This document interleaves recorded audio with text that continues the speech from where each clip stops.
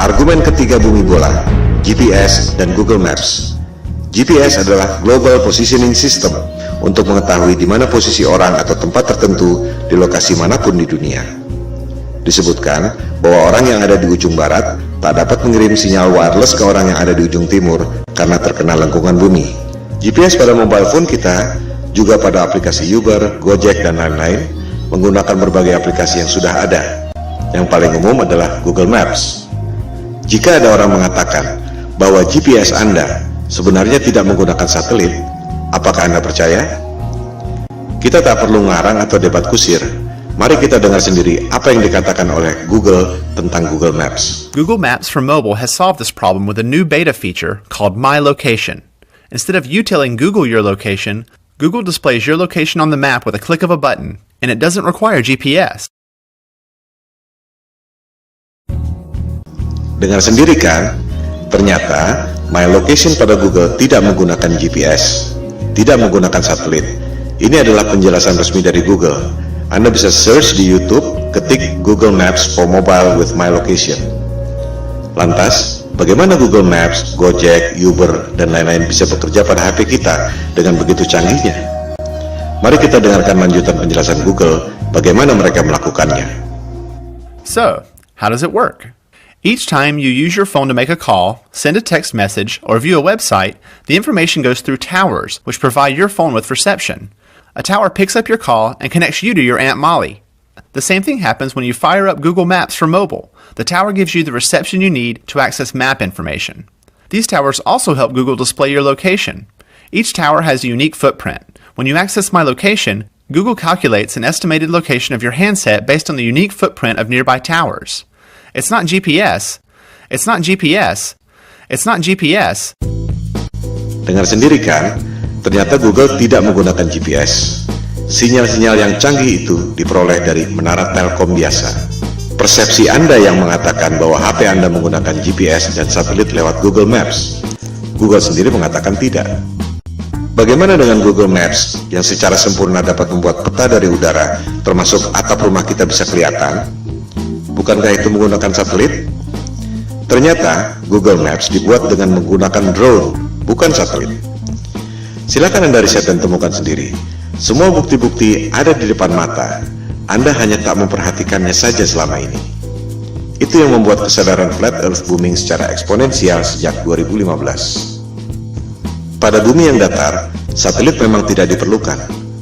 Anda hanya perlu menara-menara Telkom. Hal ini akan kita bahas pada bab berikut, bagaimana USGS mengatur jarak penerbangan pesawat. Pertanyaan yang mind-provoking adalah, jika Anda bisa dapat uang 1,5 triliun rupiah untuk membuat satelit, padahal sebenarnya Anda cuma keluar biaya bikin tower 150 juta, keuntungan 10.000 kali lipat, dan orang tak ada yang tahu, Anda mau atau tidak? Keuntungan 10.000 kali lipat. Anda dagang dengan modal 1 juta, dapat hasil 10 miliar. Mau atau tidak? Saya tidak mengatakan Indosat atau PT Telkom menipu dengan satelit, sebab mereka tak bisa bikin satelit. Yang bisa bikin satelit adalah dia-dia juga, Hughes, Boeing, Ball, Lockheed Martin, dan lain-lain. Jika ditelusuri lagi, perusahaan-perusahaan aerospace membuat satelit itu dimiliki oleh dia-dia juga. Kelompok 1% penduduk yang lebih kaya dari 99% penduduk dunia lainnya. Kelompok 1% ini sudah lebih dari 100 tahun memonopoli bisnis lewat kartel untuk mengontrol harga agar menjadi mahal. Berlian misalnya, harganya menjadi mahal akibat dimonopoli oleh kartel. Mereka membuat ilusi supply dan demand supaya harganya tinggi. Di sektor supply, sebenarnya sumber daya berlian tidak selangka itu. Silakan Anda cek bagaimana kartel De Beers bisa menguasai pertambangan berlian dan membuatnya seolah-olah itu barang langka. Di sektor demand, kartel membuat ilusi seolah-olah berlian adalah kebutuhan manusia. Seolah-olah perkawinan Anda tidak afdol jika cincin kawin Anda tak ada berliannya. Itu sebenarnya adalah propaganda marketing yang dimulai tahun 1940-an. Begitu pula dengan ilusi minyak adalah sumber daya fosil. Minyak adalah senyawa hidrogen, oksigen, dan karbon, disebut hidrokarbon, yang berasal dari perut bumi. Tak ada bukti bahwa minyak berasal dari fosil tumbuhan dan dinosaurus. Itu adalah ilusi yang diciptakan oleh Rockefeller agar harga minyak menjadi tinggi. Rockefeller mengundang saintis ke konferensi Jenewa tahun 1892 untuk memulai propaganda bahwa minyak berasal dari fosil dinosaurus dan tumbuhan. Padahal, fosil adalah benda padat dan hidrokarbon minyak adalah benda cair. Fosil yang berasal dari makhluk hidup tak pernah jauh dari permukaan bumi. Sementara, manusia mengebor minyak sampai kedalaman 10 km dan tak pernah ada bukti bahwa fosil ditemukan di kedalaman itu. Tak semua orang menyadari bahwa media-media massa besar di dunia dimiliki oleh 6 perusahaan saja. Si kelompok 1% itu mampu memonopoli informasi yang diterima oleh 99% penduduk dunia lainnya. Hal ini yang disebut sebagai propaganda, mind control. Jika kelompok super kaya yang 1% itu, atau disebut elit global, mampu mencuci otak Anda lewat pendidikan, media massa, dan film-film, ilusi marketing yang membuat harga berlian dan harga minyak menjadi tinggi, apakah mereka tak mampu membuat ilusi tentang satelit? Kembali pada soal GPS. Tak semua orang menyadari bahwa GPS digunakan sejak tahun 1973 yang merupakan bagian dari teknologi militer.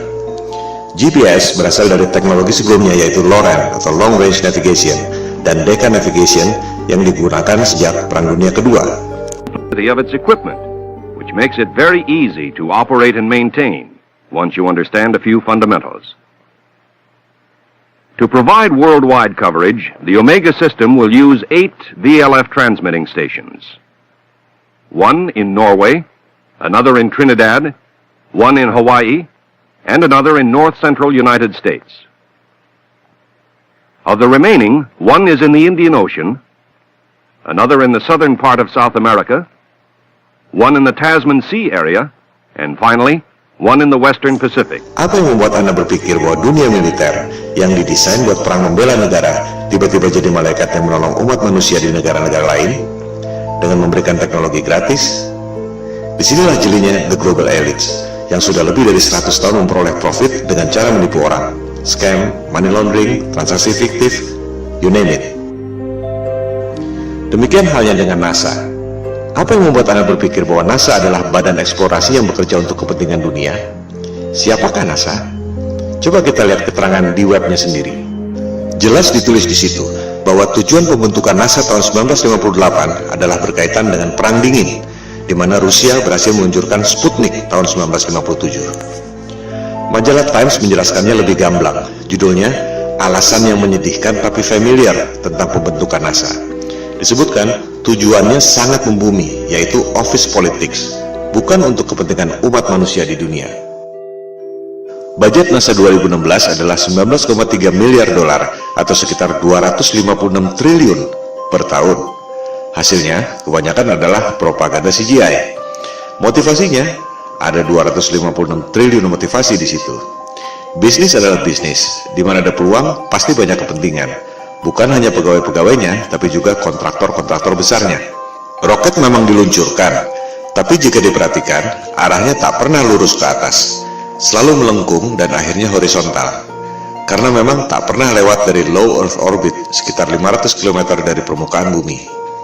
Seperti yang dikatakan Times tadi, tujuan pendirian NASA sangat membumi, yaitu office politics. Pertanyaannya, untuk politik dan kepentingan siapa?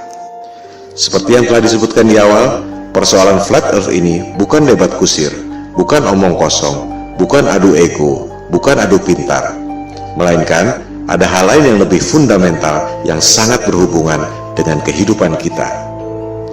Pada pembahasan selanjutnya, di video-video berikutnya, kita akan membahas hal ini. Ilusi bumi berbentuk globe memang sengaja dibuat oleh para globalis atau biasa disebut elit global. Mereka lah yang membuat berbagai krisis, perang, termasuk menjauhkan manusia dengan ketuhanan lewat dogma-dogma sains modern dan ilusi bumi globe. Kita sebenarnya tak perlu bayar biaya telekomunikasi mahal-mahal, tak perlu bayar listrik mahal-mahal, tak perlu bayar bensin mahal-mahal. Teknologinya sudah ada dari tahun 1898, dibuat oleh manusia paling jenius yang pernah lahir di muka bumi, yaitu Nikola Tesla.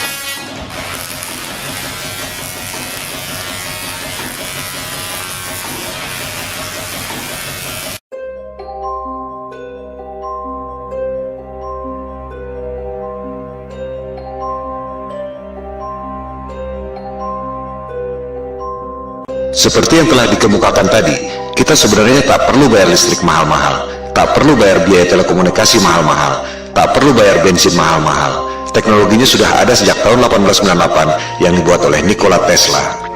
Itu sebabnya ia dikucilkan oleh JP Morgan, salah satu pentolan elit global. Hal-hal seperti itulah yang dilakukan agar kelompok yang 1% itu bisa mengontrol 99% penduduk dunia lainnya.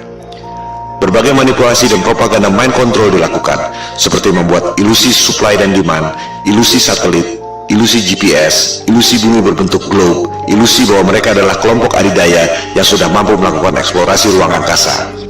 Bangkitnya kesadaran flat earth merupakan ancaman bagi mereka. Oleh sebab itulah pemaparan ini diberi judul Konspirasi Bumi Datar. We don't have time for a meeting of the Flat Earth Society.